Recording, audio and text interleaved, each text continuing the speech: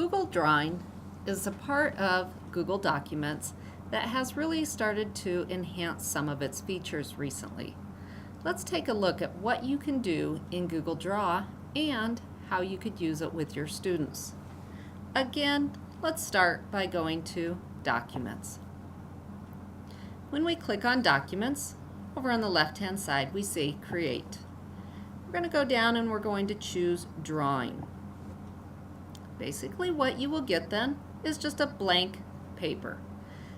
This is a paper that doesn't let you just type on it.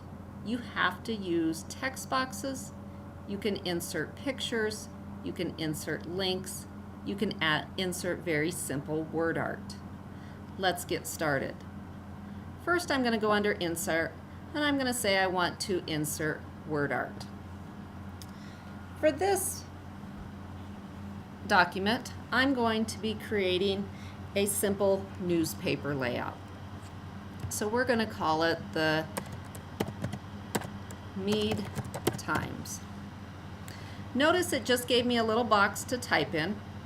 When I hit return, it puts it in as my word art. Again, not fancy, but serves its purpose. I do have a few choices in font. I can change my color. I can move it wherever I want. That's your basic use of word art. I can then grab a text box and I can draw a text box where I want it to go. Notice that the text box then has another box below it. I'm going to call this the Principal Interview Corner. When it comes into your box, you can then change where you want it. So I want it to go to the top of my box. I want it to stay centered. I'm going to make it a little bit bigger because this is actually going to be my heading. And I'm going to make it bold. So then I just need to change the size of my box. I'm going to put it over here. And now I'm going to grab another text box. I'm going to put this text box underneath it. This is where my actual article would go. In here, I'm going to start typing up my interview.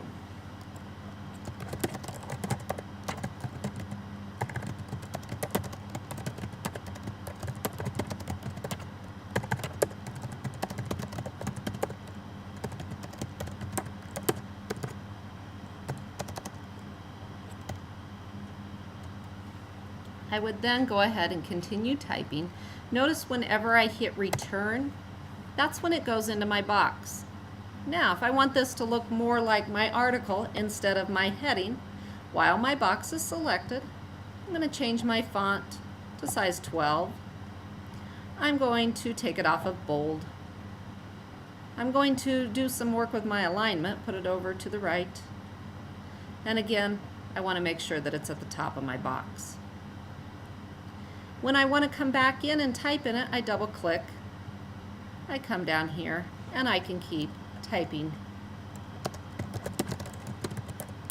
The principal will be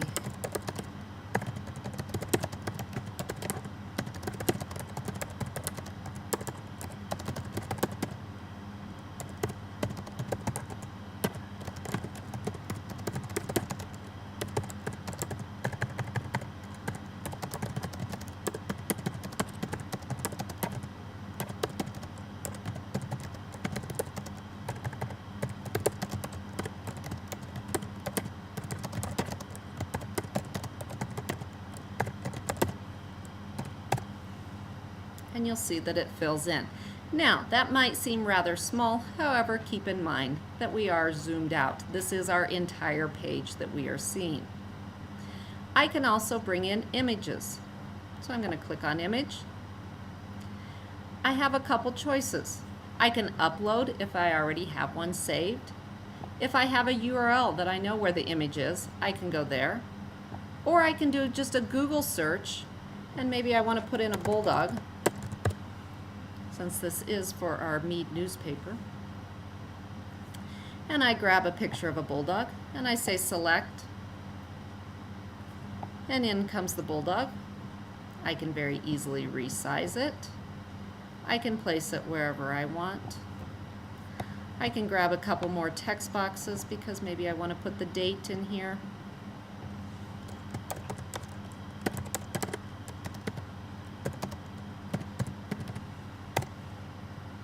And as you can see how our newspaper is developing. This is how you use Google Docs. Don't forget, don't leave it untitled. As we're teaching all the students, you can start practicing as well if you would like. All students at Meade Middle School are going to be taught to title it up first with their last name and then with what the article is. Say OK, and it's now titled. I could then go to share, and I could share this with Mr. Barnett so that he could look it over before we send out our publication. I would hit share and save, and I'm done.